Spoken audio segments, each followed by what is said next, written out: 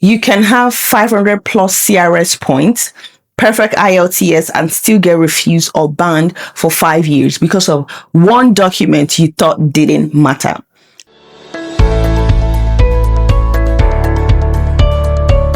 Hi guys, welcome back to my YouTube channel. Today we're talking about why IRCC can reject your application. If you're applying for the Canadian immigration, whether express entry, a provincial nominee, spousal sponsorship, a study permit, or anything in between, this video is for you. Today, we're diving deep into why so many Canadian immigration applications get refused, delayed, or even get flagged for misrepresentation, and how you can avoid those pitfalls. We'll cover the most common reasons, from simple mistakes like missing documents to serious issues like fraud across all immigration streams. By the end of this video, you know exactly the policy background behind their decisions, example of refusals, and concrete tips to strengthen your application. Reason 1. Misrepresentation, false information, or documents. The first and most serious reason applications get refused is misrepresentation. In plain terms, providing false or misleading information or leaving out important facts. Under Canadian law, you can be ruled inadmissible for directly or indirectly misrepresenting or withholding material facts that could affect an immigration decision. Okay, yes, you can be banned for 5 years for doing that, plus a permanent fraud flag on your record. It's just not worth it. What counts as misrepresentation? It can be obvious fraud like a forged job letter, altered bank statements, a fake language test, or bogus marriage certificate. It can also be omissions or half-truths. For example, failing to mention a previous visa refusal or criminal charge, or updating IRCC about a change in your family situation all count as misrepresentation.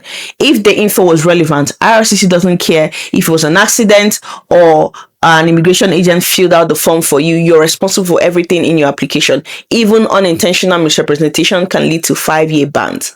In 2024 alone, over 13,000 study applications were refused because of misrepresentation or withheld facts. That is to tell you how common this issue is. Imagine an express entry applicant who, desperate to increase their CRS score, claims a job offer that doesn't really exist. They might think, what is the harm? I have a friend who can vouch for me. But IRCC contacts the employer to confirm, discovers the deception, and not only refuses the application, but also issues them a ban for fraud. Another example. A student's agent submits a fake college acceptance letter without the student realizing. Years later, when the person wants to apply for PR, they discover that fraud. It is a nightmare scenario and it has happened to hundreds of students, and that will cause them to get deported. How do you avoid it? The answer is simple. Be 100% truthful and transparent. Never submit documents that aren't genuine. Double check every form and answer. If you're unsure about something, ask somebody. Explain in a letter rather than risking false statements. If your situation changes after submitting, let's say example, you get married or divorced, or you have a new visa refusal, inform IRCC immediately via a web form. It is far better to update your application than an officer to discover a discrepancy on their own. Remember, honesty is non-negotiable in immigration. IRCC would rather have accurate application with some negative facts than a perfect application that hides the truth. Lying never pays off in the immigration process. The consequences are too severe. Reason number 2. Incomplete or incorrect documentation. The next big reason applications get refused or delayed is much more common. Incomplete applications or missing documentation. Immigration applications have very specific document checklists. If you leave out a required form, a signature, a police character certificate, or any supporting documentation for your stream, they can reject your application without even asking you for it. Especially for electronic applications like the express entry, there's a strict completeness check. Officers will not process your file if something essential is missing. For example, as of August 2025, IRCC now requires an upfront medical exam for express entry applicants. If you don't include your proof of medical exam when you submit your PR application, it will be returned as refused, refused or as incomplete. There is no flexibility on that rule now. Similarly, if you forget to upload one of your civil documents like birth certificate, marriage documents, etc., or you fail to provide a certified translation for any document that is not in English or French, expect an automatic rejection for incompleteness. Some of these common mistakes is that applicants simply overlook the documents or assume that they can provide it later. For example, someone might submit a work permit application and omit the required job letter, or study permit application that will omit the letter of acceptance from their school. These mistakes will definitely lead to a rejection. All these things are non-negotiable, so make sure you're dotting your T's and you're crossing your I's before you submit your application. There's usually no second chance. The officer will not send you a reminder. They'll just refuse or return your file with a generic explanation that something was missing. I want to give you an example. Let's say Maggie applies for an express entry and uploads all her documents, except she didn't realize that her police certificate from one of the countries she lived in had expired. Unfortunately, when the officer does their completeness check, they flag that the missing valid police report, they flag it and then they cancel the application as incomplete. Maggie loses her ITA and has to start all over. It's not worth it. In another scenario, let's say John submits a paper family sponsorship but forgets to sign the sponsorship agreement form. Months later, he gets the whole package mailed back as incomplete, costing him huge delays. Meticulous preparation is key. Use IRCC's document checklist for your program and double and triple check everything. A great tip is to have someone else review your application with fresh eyes. They might catch something you missed. Make sure forms are validated, signed where required. Include all the required documents. If a checklist says 6 months back statement or an employment reference letter, please provide exactly that. If a document is unavailable, make sure you let IRCC know with a letter explaining why, and also show proof that you had tried to get it so that they don't have to guess. Provide certified translations for any documents that is not in English or French. Untranslated documents will be treated as missing. In short, just follow IRCC's instructions to the letter. An accurate and complete application not only avoids outright rejection, but also prevents processing delays from back and forth requests. Reason number 3 is failing to meet eligibility criteria. Another reason for refusal is simply not being eligible for the program you applied for. Every immigration team has specific requirements. If you don't meet them, the application will be refused, even if your documents were perfect. This sounds obvious, but many rejections happen because of misunderstanding the criteria or miscalculating the points. For example, let's say a permanent resident, you applied, you must meet both programs, minimum requirements, and for express entry, you must maintain sufficient CRS points. Officers often refuse PR applications upon review if you don't actually meet a requirement that you claim to meet. For example, express entry programs require a certain amount of skilled work experience. If you claimed you had 1 year of full-time skilled work experience, but your documents show you have 10 months, you'll be refused for failing to meet the program criteria. Another example is an applicant has decades of work experience, but they turned out that he didn't have one continuous year of work experience for the last 10 years. All his jobs were short-term gigs, despite him working for over 8 years. So he does not qualify as a federal skilled worker, and his application would be refused. Another issue is mismatching of your NOC code. If, for instance, let's say Sam has a job and his duties are better fit under a writer, but he claimed he was a journalist just because of his job title. IRCC could refuse him after noticing that mismatch. Express entry refusals also happen when applicants' points drop after receiving an ITA. This can occur due to life changes or errors. A classic example is, let's say Chike was invited to apply with just enough points, but after the ITA, he got divorced, meaning his spouse point or adaptability points were lost, dropping his CRS score below the cutoff. Since he no longer has the required points for that round, IRCC refused his application because he made him ineligible. Another one is forgetting language test expires in 2 years. Some applicants apply with an expired IELTS score, resulting in an automatic refusal for not meeting the language requirement. The same goes for educational credentials. If you claim the degree but didn't provide the proper ECA, you won't get any points and you would fail to meet that eligibility. For sponsorships, eligibility issues could include sponsor not meeting the requirements, and also they are probably on social assistance or disability. If those conditions are not met, the sponsorship will refuse regardless of your relationship. Another example is trying to sponsor someone who isn't eligible, like a cousin or a conjugal partner. For study permits, eligibility criteria have include having genuine letter of acceptance from a recognized Canadian institution. If these fundamental pieces are not in place or you pick the wrong category, refusal is certain. Example, applying for postgraduate work permits when you studied in a non-eligible institution, IRCC will refuse it because you're simply not eligible for that permit. Or a study applicant who doesn't plan to study but will trip up, with the genuine student requirements, which overlaps their intent. However, if you want to avoid this, do your homework on the program requirements, read the official IRCC program guide and criteria extensively. If possible and when necessary, consult an immigration lawyer or even an immigration representative, right? Any work that you did not do or any work that you did while in a full-time student does not count for you being under the Canadian Express Entry class.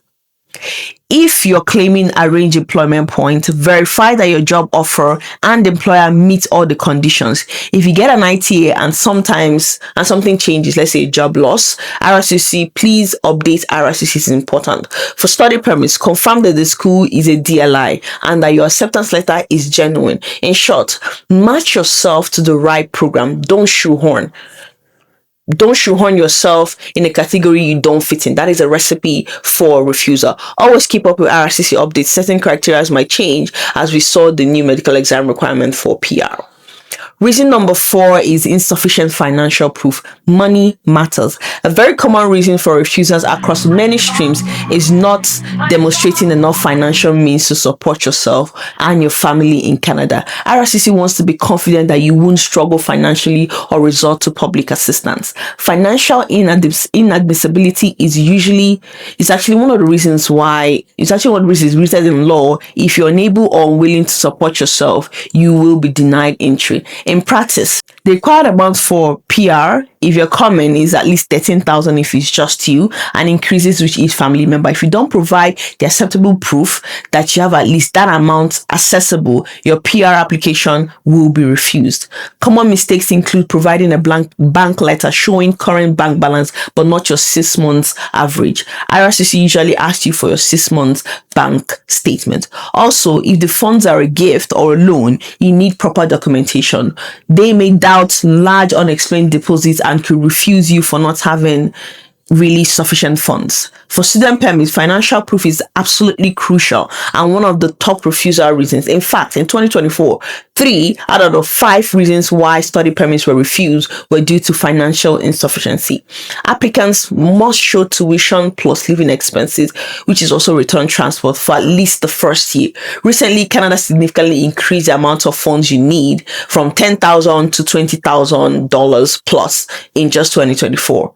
And a lot of people were caught off guard, and that means that a lot of applications were also rejected because of that. The popularity of financial reasons in refusals emphasizes how important it is to clearly and persistently document your ability to pay for your studies and living costs in Canada. The same goes for work permits or even visitor visas. While there are no fixed amounts required, you must convince the officer that you can afford your trip and stay. If you're going to Canada on a work permit with low salary, for instance, they might want to see that you have some savings to tide you over until your paycheck start. For example, a study permit applicant shows bank statement that is equivalent to 5,000 CAD and a vague letter saying, "I will support my son, signed Dad." This application will most certainly be refused for lack of sufficient and reliable financial support. Compare that to another applicant who provides 6 months bank statement showing stable balance that grew to $25,000 plus a letter from a parent that includes the parent's employment details, salary, and a commitment to fund the study along with the parent's own bank statement.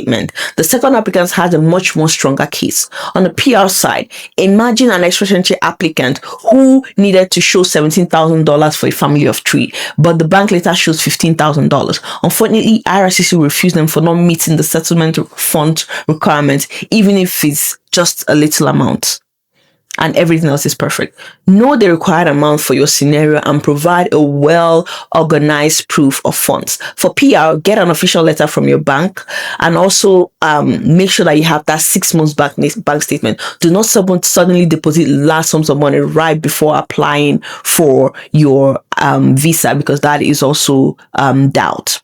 For study permit, show at least minimum of the required funds and ideally have more to account for dependents or incidental costs. It's also recommended to have at least 6 months of what you would need in your bank account before you come. Essentially, you want to convince the officer that money will not be a problem. Remember, these people often err on the side of caution. If the funds barely look enough or hard to verify, they might refuse. So provide more evidence than not. Bottom line, make crystal clear, sure you have the money and you can access it legally and it is easy to access. The fifth one is proof of visit and ties to home country. Countless visitor visa refusals mention that the officer believes that the person will overstay their welcome. Why do they worry about this? Because Canadian law requires that temporary residents, students, workers, visitors have genuine intention to abide by the terms of their visa, including leaving Canada when their authorized stay is over. If your profile or application hints that you actually want to settle in Canada permanently without having PRS status, or that you have more incentives to stay than to go home, they might refuse you. They assess ties to your home country, like family, employment, property, financial assets versus ties to Canada. If you're young with no dependents, unemployed, and all your family is in Canada, an officer might reasonably think your plan is to remain in Canada.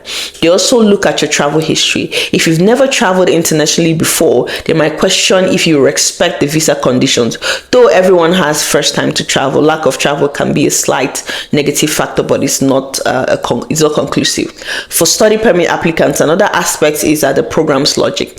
Does your proposed study make sense in light of your past education or career? If it appears that you are choosing a program that is just a pretext to enter Canada, for example, a person with a master's degree from their home country suddenly applying for a 1-year certificate in an unrelated field, the officer might flag the purpose of study as not reasonable and assume that you are not a bona fide student. This goes hand in hand with intent. It signals your intent might be immigration, not actually education. They may also consider whether you have prospects back home after study. IRCC's own manual on dual intent, which is wanting to study and maybe immigrate later, acknowledge that wanting to work or even immigrate eventually is fine, as long as during your temporary stay you fulfill the requirements of that visa. However, there is a fine line. Your primary intent must be temporary. There has been incidents where IRCC is seeing that people who are coming in and actually coming in to study, they actually want to come in because they have the desire to stay here permanently. IRCC even introduced measures like not accepting certain streams to limit those seen as purely PR routes. Let me give you an example. Imagine Maria, who is from country X and applied for a visitor visa. She's single, recently graduated, has small bank balance and no employment yet. She also mentions that she will stay with her uncle in Canada. The officer may refuse her, thinking she has weak ties to her country, but she has her uncle here, which is a much more stronger tie to Canada. So the goal is not actually to come and study. Her goal is actually to immigrate to Canada. Another example, let's say Chike, who is married with 2 kids and his family is also staying behind, and he has a stable job which he's had for over 10 years in tourism, and he did a BSc in that. He decides to come in here to this MSc in tourism. His application is a lot more stronger because Chike's family is behind, so he has a lot more reason to want to go back home, and also he has 10 years experience and his employer had allowed him, and he's going from an MSc to a BSc in the same field. The key is to demonstrate your strong ties and a credible plan.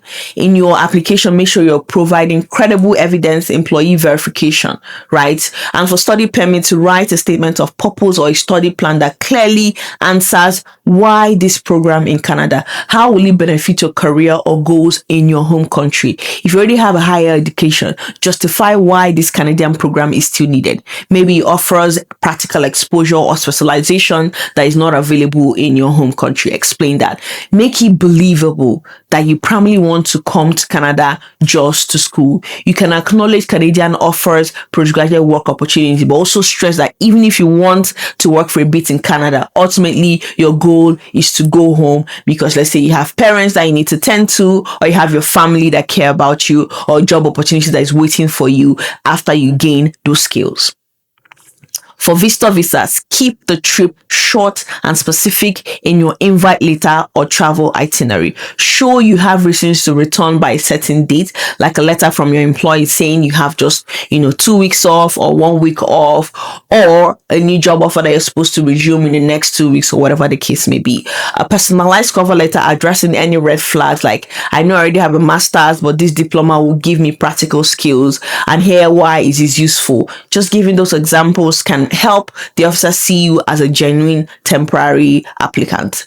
Finally, remember that dual intent is allowed, meaning you can simultaneously have a permanent resident application in process or plans for the future and still get a temporary visa, but you must prove you won't abuse your temporary visa. If you have already applied for PR or you're being sponsored up front, just make sure you're noting that. It's a delicate balance, but many people with PR applications do get visitor visas by convincingly demonstrating ties and good faith. Number 6 reason that we have is relationship not seen as genuine for family or spousal sponsorship. Now, family sponsorship, especially spousal sponsorship, have their own major refusal reason. The visa officer is not convinced that the relationship is genuine. Unfortunately, marriage or relationship fraud is real concern.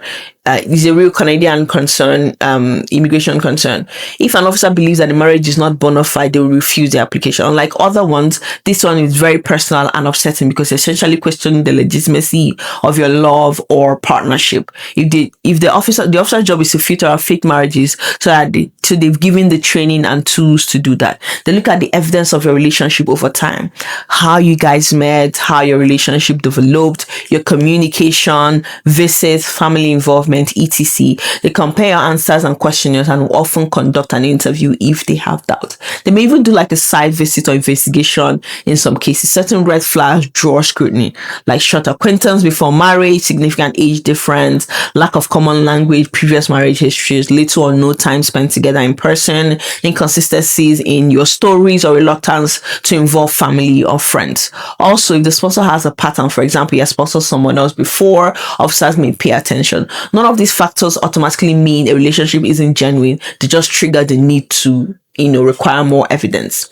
Let me give you an example. Consider a spousal sponsorship where the couple met online 2 months ago and married after one in-person meeting. They submit very few photos and some wedding shots with no family present. The generic, chat logs. The sponsored spouse in the interview cannot answer basic questions like, what's this person's birthday? What job are they doing? What's their middle name? It's likely going to be refused for not proving genuine marriage, possibly tagged as a relationship of convenience. So it's important for you to make sure that, you have a lot of proof to show that, hey, this person is my person. We've done trips together, we spent quite a lot of time together, we chat a lot, we've done video calls for hours and hours on end. Without such evidence, the officer might suspect one party is in it for just immigration. These people have seen elaborate frauds, from paid marriages to fake wedding photos, so they can approach these cases with healthy skepticism. If your relationship is genuine, you need to prove it. Don't assume we love each other. That should be obvious. Show paper trails of your love history. Provide photos of you guys being together over time, including each other's families and friends, if possible. Provide chat logs, call logs, emails, and, not just basic things, something that is endless, that shows, you guys having that conversation, you guys being each other's partners.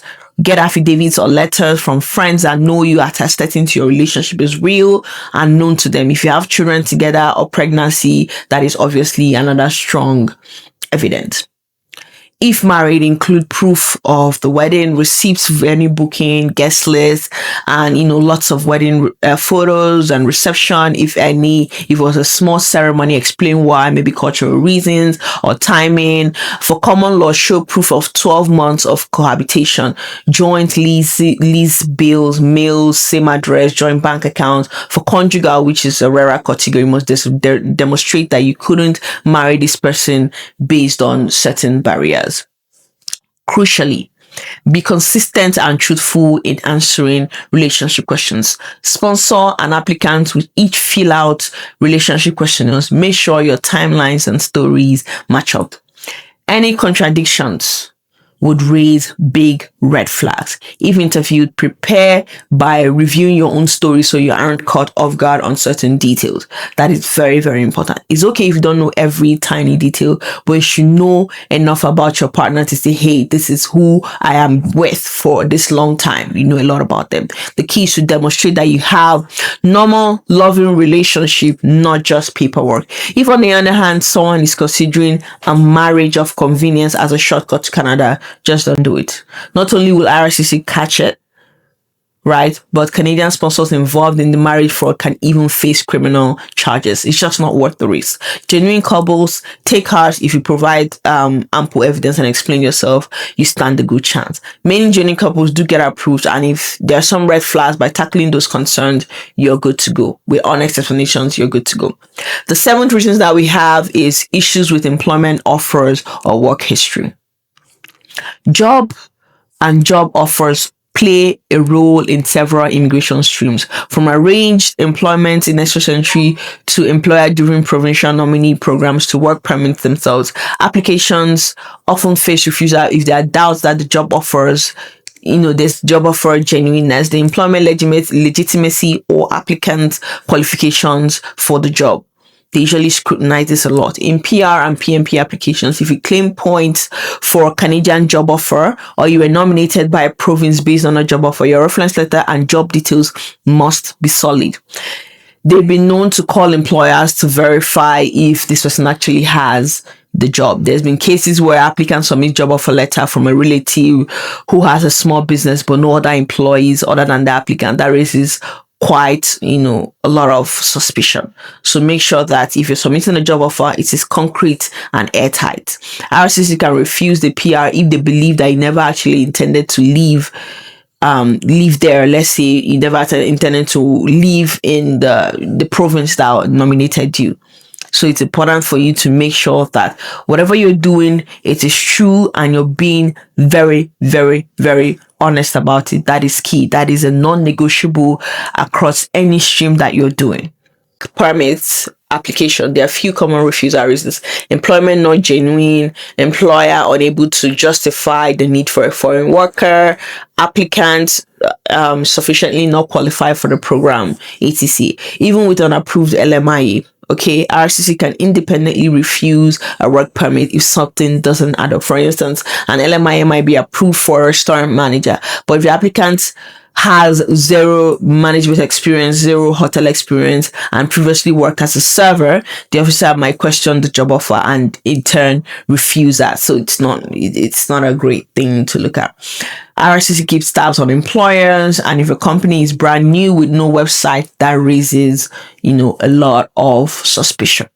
The common reasons for work permit refusals include missing or inconsistent documentation, questionable employment legitimacy, unclear job matching to applicant's profile, and concerns that the persons intend to leave after their work permit. They also look at applicants' past immigration history. If you've stayed or worked legally in Canada before, that's a red flag that can lead to refusal. Another scenario is a PMP reference letter for a claimed work experience doesn't have enough details or duties that really match up the NOC required for PMP. IRCC could refuse the PR because the letter failed to prove the required work experience. Okay, someone's PR could get rejected because their job offer didn't list enough duties to show it was a skilled position that they claimed. Even in closed work permits, officers might question the match. Say a person with a background in finance suddenly has a job offer as a cook. Clearly, there's a difference in the jobs, and that would invite refusal. If your immigration plan involves a job offer, make sure everything about the job is well documented and credible. For work permits, include a thorough job offer or contract with job duties, salary, and conditions. Provide evidence about the employer, business license, company profile, photos of the business, etc. You want the officer to make sure to be confident in your application. For PR, reference letters from employers must meet IRCC standard. On a company's letterhead, signed with contact info and crucially listing your job duties, hours, and salary. If a letter is missing duties or details, officers won't count that as work experience. Don't use NOC codes improperly. Pick one that truly fits your role.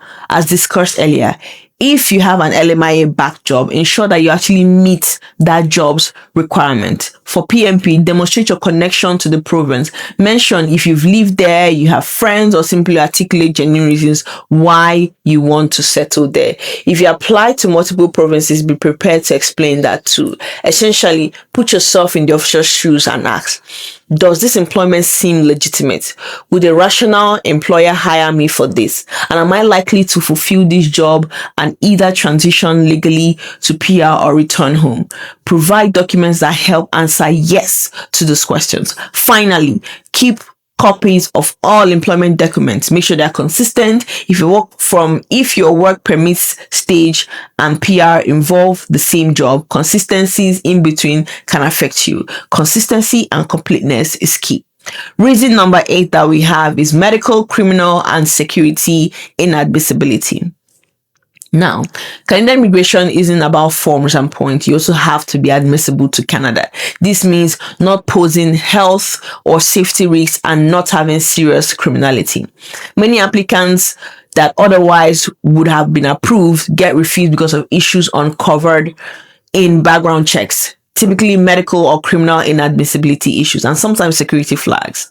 For medical inadmissibility, after your immigration medical exam is found that you have certain conditions which could make you inadmissible, there are two main medical reasons. The first is the danger to public health or safety, and the second is condition that is expected to cost Canadian healthcare system above a certain threshold, which is around 120,000 Canadian dollars over 5 years or 24K per year. You can be refused.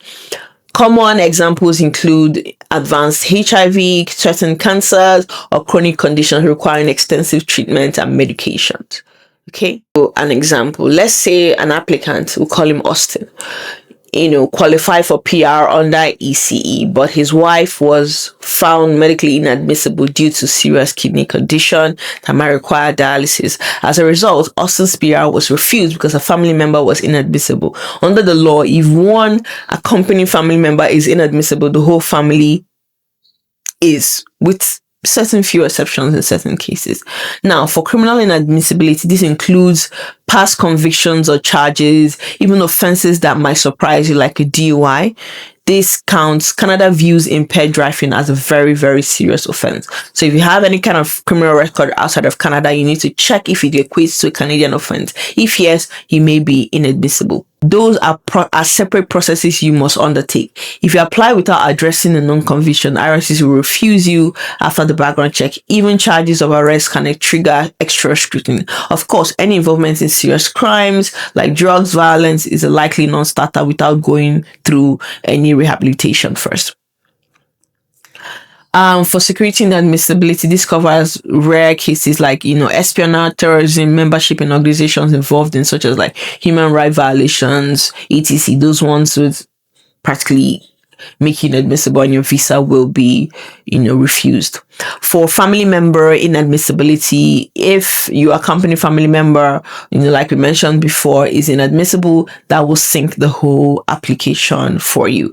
For example, if you're sponsoring your spouse and it turns out your spouse has a criminal conviction that makes them inadmissible, the sponsorship will be refused unless they get a TRP or get rehabilitated. If you're an extraordinary applicant and your child has medical inadmissibility issue, you might face refusal unless you choose to proceed without the family member, which is a very tough decision and it's always not feasible. Now, it's important for you to know before you apply. If you have a criminal record, research Canada's equivalency and consider applying for criminal rehabilitation, or at least be ready to acknowledge it. One thing that I want to point out is that you don't assume IRCC won't find out. They have access to worldwide databases and info sharing, especially with countries like the US and the UK. Always say yes to the statutory questions if you have something, and explain it there. Never hide it. For medical issues, if you suspect you or your family's condition could be costly, consult with an expert. There are lawyers who help with medical inadmissibility cases by preparing a mitigation plan, maybe showing you have private funds to cover the treatment or the cost projections are wrong, etc. When you get a procedural fairness letter for medical reasons, you typically have to submit a detailed plan on how you want to manage the condition without burdening Canada. It's complex, so getting professional and legal advice is wise in those cases. For security, there's not much a regular applicant that can do except fill the forms truthfully and provide any additional info if asked.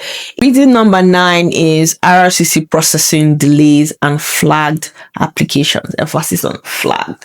Now, not every problem leads to a refusal. Sometimes the application isn't rejected, but it is stuck in bureaucratic limbo, taking much longer than normal.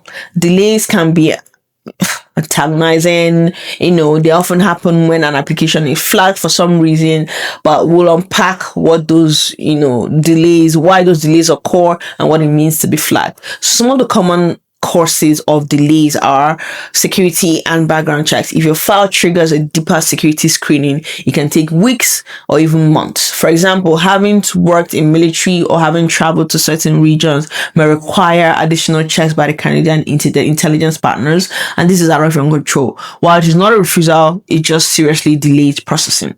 Medical follow-up. Sometimes the medical exam isn't clear-cut and IRCC asks you for further tests or to see a specialist. That will pause your application until completed. Interviews, if program requires an interview, or an officer decides an interview is needed to clear doubts, scheduling that interview adds to your processing time. The next one is procedural fairness letters. These are letters IRCC send if you have a concern that could lead to a refusal, like suspected misrepresentation or doubtful relationship or borderline medical issues. They give you a chance to respond. While the case is in the PFL stage, everything else is on hold. So if you respond that quickly, your application might proceed. If not, it might get refused. Either way, it causes a delay for several weeks or more for you to gather your response and for IRCC to have access to it. The other one is high backlog. If there's a backlog, that will definitely cause delays. It isn't about your file specifically, but you will feel the delay. Also, the paper and online processing. If you applied on paper, that would definitely take a much more longer time. And if you're wondering what it means to be flagged, it's not an official term, but applicants say a file is flagged when something about it draws extra scrutiny. For example, if a system notes that your name matches someone on a watch list, or if a document comes from a region that is known for a lot of fraud, your file may be marked for closer examination. If you use an immigration representative who is under investigation for submitting fake documents in other cases, IRCC may flag all the files from that rep, not just yours. A filed application undergoes more checks and approvals. Now, you can't control all the factors, but you can do a few things. Submit complete, well-organized application. Many delays happen because IRCC has to ask for additional documentation and clarification. If you preempt these questions by providing a thorough documentation or even an explanatory cover letter for anything unusual, you may reduce the chances of a procedural holdup. Now, respond quickly to IRCC's request. If they ask for something, be quick about it. Delays aren't just on IRCC's side. Sometimes it can also come from your side. Thing is, if your application is getting delayed, you can also involve your member of parliament for the status checks after significant delays. They have an inquiry line. However, none of these would magic your file to the front of the line. They just ensure that it's not forgotten or see if something is needed from you. The reality is some delays are unavoidable and there aren't a refusal until a decision is made. The best you can do is everything right on your end.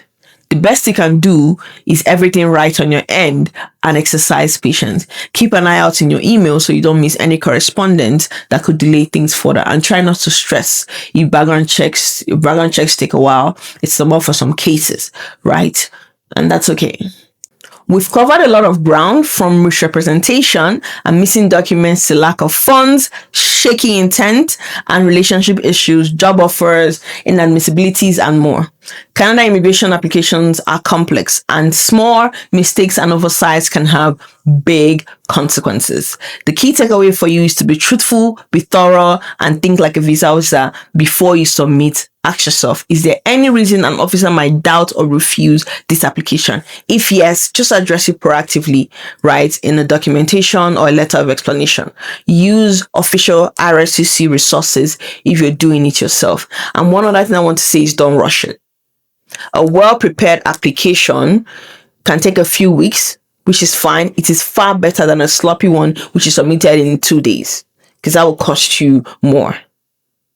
Okay. Thank you for sticking with this detailed video. I hope you found this information helpful and it will save you from common pitfalls in your Canadian immigration journey. Good luck with your application. If you have any questions or want more deep dive videos in this, let me know in the comments. Remember to like, comment, and subscribe.